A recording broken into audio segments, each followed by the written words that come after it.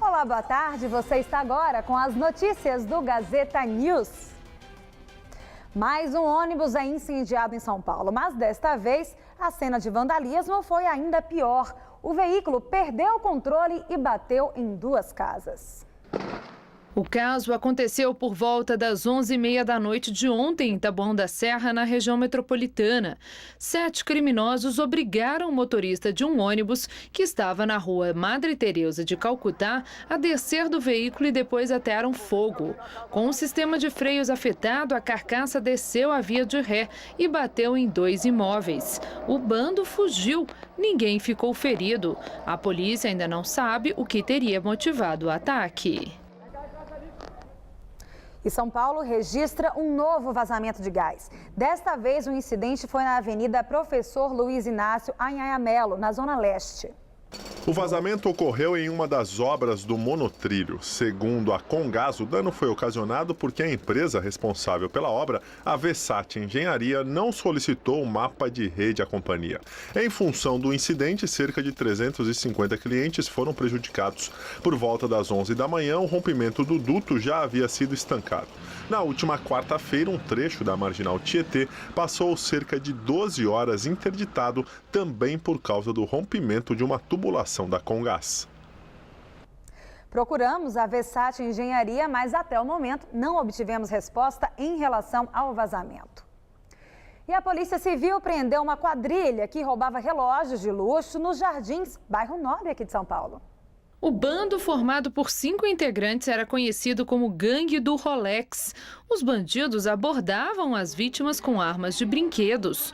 Com os detidos foram apreendidos também celulares, computadores e dinheiro. No dia 24 de março, a polícia já havia apreendido um suspeito de roubar pelo menos 4 relógios de luxo, em 2 dias também nos Jardins. E o balanço da Secretaria de Segurança Pública, divulgado hoje, mostra crescimento no número de roubos registrados em março aqui na capital. Durante o mês de março deste ano, aconteceram 14 mil casos de roubos em São Paulo, contra 9.700 no mesmo mês de 2013, um crescimento de quase 45%. Em relação aos homicídios, foram 103 casos no mês passado, contra 117 em março de 2013, uma queda de 12% na capital. Os latrocínios tiveram uma ligeira queda. Segundo a SSP, houve 9 casos de roubo seguido de morte em março. No mesmo mês, em 2013, haviam sido 10 casos só na capital. Já os roubos de veículos dispararam. Foram 1.000 casos a mais no mês de março em relação a março passado. Crescimento de 29%. E a cidade bateu novo recorde de congestionamento hoje de manhã. Às 8h30, a capital paulista registrava 142 quilômetros de vias com lentidão. O último recorde de congestionamento havia sido registrado no dia 17 de fevereiro, com 137 quilômetros. A nova marca equivale a 16,3% de trânsito parado de todos os 868 quilômetros de vias monitoradas pela Companhia de Engenharia de Tráfego. E neste momento, o índice de congestionamentos é de 155 quilômetros. Essas são imagens da Marginal Tietê, na altura da ponte da Vila Guilherme. Trânsito bem carregado ali para o motorista que vai no sentido Ayrton Senna. Agora, corredor norte-sul também com trânsito bem complicado. Essa aí é a Avenida Moreira Guimarães, na direção do aeroporto de Congonhas. E na ligação leste-oeste, movimento bem intenso na direção da Radial Leste. À direita, para quem vai acessar o elevado, situação parecida. Agora, Radial Leste, movimento bem intenso, mas sem congestionamentos no sentido de quem vai para a Zona Leste, da Zona Leste para o centro. E aqui na Paulista, o motorista também encara uma certa lentidão nos 2 sentidos, na altura do MASP. E faltando apenas 5 dias para o fim do prazo, 12 milhões de contribuintes ainda não enviaram a declaração do imposto de renda. Até a tarde de ontem, a Receita Federal tinha recebido por volta de 15 milhões de declarações. A expectativa é receber, no total, 27 milhões. Assim como nos outros anos, os contribuintes que enviarem a declaração mais cedo deverão receber a restituição nos primeiros lotes, exceto se houver inconsistências, omissões ou erros no preenchimento. O prazo termina no dia 30 de abril. E a capital paulista teve mais um dia típico de outono. Sol entre nuvens, temperaturas amenas e deve garoar agora à noite. E como será que fica o tempo no fim de semana? Vamos ver a previsão? A capital paulista pode registrar recorde de frio de madrugada durante o final de semana. A maior parte do estado de São Paulo segue com tempo aberto amanhã, mas o vento que sopra do mar ainda traz muitas nuvens para as regiões leste e sul. Há previsão de chuva no litoral. Faz friozinho na madrugada em todas as regiões. Em Ribeirão Preto, a máxima vai aos 27 graus amanhã. Na faixa leste do estado, as temperaturas ficam mais amenas e o dia pode amanhecer com névoa, principalmente na região do Vale do Ribeira. A máxima não passa dos 23 graus em São José dos Campos e também no litoral. Aqui na região metropolitana, as temperaturas também não sobem muito, mas não há previsão de chuva. Nessa madrugada, mínima de apenas 15 graus e amanhã à tarde a máxima fica em torno dos 22. No domingo, podemos ter recorde de frio à noite, mínima de 14 e máxima de 23. E a semana começa sem muitas mudanças. Tempo firme e máxima também de 23 graus.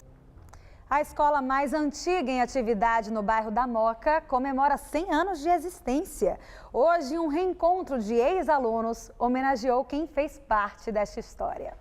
Os 100 anos foram completados no mês de fevereiro, mas hoje foi o dia da comemoração, em que a escola reuniu atuais e ex-alunos. Uma placa foi inaugurada para lembrar a data. Na estrutura, tudo praticamente intacto. O Grupo Escolar Oswaldo Cruz é hoje a Escola Estadual Oswaldo Cruz. A estrutura, as lousas, as portas, tudo ainda é do início do século passado. Ela foi a segunda escola a ser inaugurada no bairro da Moca. Hoje é a mais antiga em atividade. Quem passou por aqui se emociona ao lembrar. É uma emoção muito grande, né? Eu estudei aqui de 52 a 55, me formei aqui.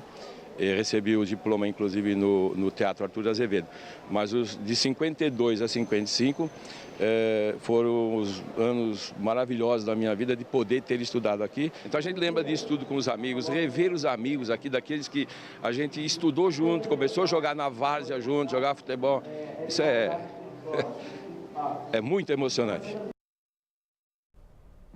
E até 2030, São Paulo deve ter mais idosos do que jovens. O levantamento é da Fundação SEAD, por isso, a procura por cursos de cuidadores é grande na cidade.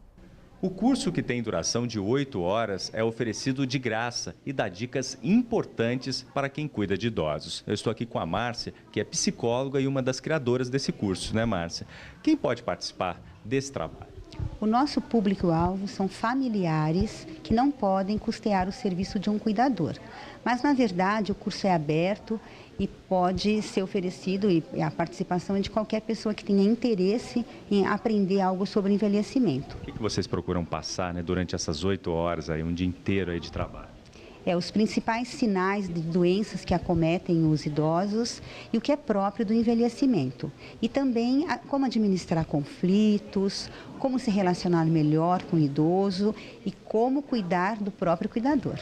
Agora, quem que pode participar e fazer essa inscrição? Outros cursos estão programados? O que essa pessoa pode fazer? No dia 23 de maio já ocorrerá uma nova turma. Totalmente gratuito. Totalmente gratuito. E o Ministério do Trabalho realizou nesta sexta-feira uma força-tarefa para agilizar os pedidos e as entregas de carteiras de trabalho a imigrantes haitianos.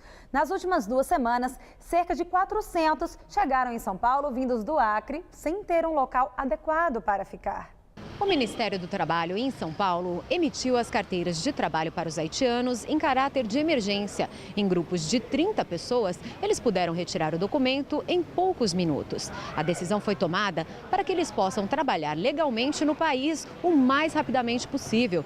Isso porque, de acordo com a Superintendência do Ministério do Trabalho, já existem pessoas aliciando os estrangeiros para trabalhos temporários, sem registro e que muitas vezes acabam não sendo remunerados. Além disso, Essa situação criaria uma concorrência desleal com os trabalhadores que têm registro. Outro motivo é a sobrecarga das entidades que estão recebendo os imigrantes. Na ONG Missão de Paz, por exemplo, com a chegada de cerca de 200 haitianos, um auditório teve de ser improvisado como dormitório e não havia alimento suficiente para oferecer uma segunda refeição no dia. A entidade já está recebendo doações. Desde o final da semana passada, cerca de 400 imigrantes do Haiti chegaram a São Paulo.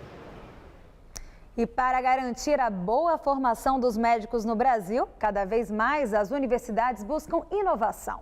Utilizar corpos reais para aprender anatomia já não é mais uma unanimidade entre as instituições. Algumas adotam bonecos que simulam as sensações humanas. Na USP, as carreiras que envolvem medicina utilizam os laboratórios e fazem aulas de anatomia com corpos reais para estudos. Querendo ou não, depois de formados, são com seres humanos que nós vamos trabalhar, né? Todo mundo que está na área da saúde. E como que a gente vai exercer esse trabalho de uma maneira concreta se a gente não conhece o nosso objeto de trabalho? Atrás dessa porta está o local onde os alunos têm contato com os corpos para fazer as aulas práticas de anatomia.